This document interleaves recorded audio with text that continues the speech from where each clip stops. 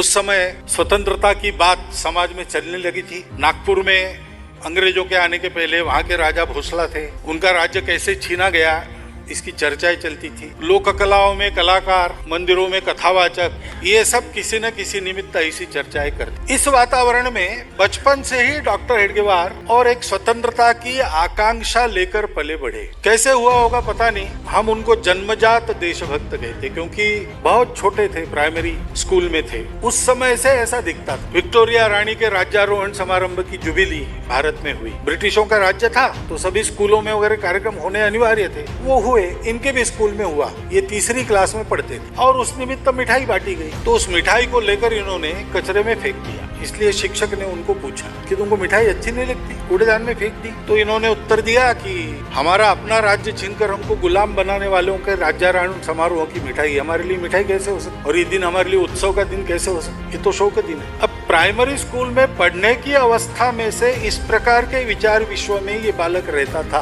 ये उनका mental makeup जन्म से कैसा था ये बताने वाली बात है। और इसलिए आगे कठिन परिस्थिति में उनको पढ़ना पड़ा, क्योंकि 11 साल के थे तब उनके माता पिता एक ही दिन उनका देहावसान हो। प्लेग की बीमारी नागपुर में चल रही थी, तो उनकी सेवा में दोनों लगे थे, तो उनको भी प्लेग हो गया और एक ही दिन दोनों का देहांत हो गया। घर में कमाई का कोई साधन नहीं, अत्यंत दरिद्री अवस्था में अपनी पढ़ाई को पूरा करना पड़ा। परंतु सब कालावधि में डॉक्टर हेडगेवार के जीवन में, जो आगे चल के डॉक्टर बने, दो बातें नहीं छूट। एक, अपनी पढ़ाई में हमेशा अपने विद्यालय के पहले 10 बच्चों में आना, और दूसरी बात, देश के लिए जो कोई प्रयास चल रहा हो उसमें तन मन धन पूर्वक, धन तो पास में नहीं था, तन मन पूर्वक सहभागी होना।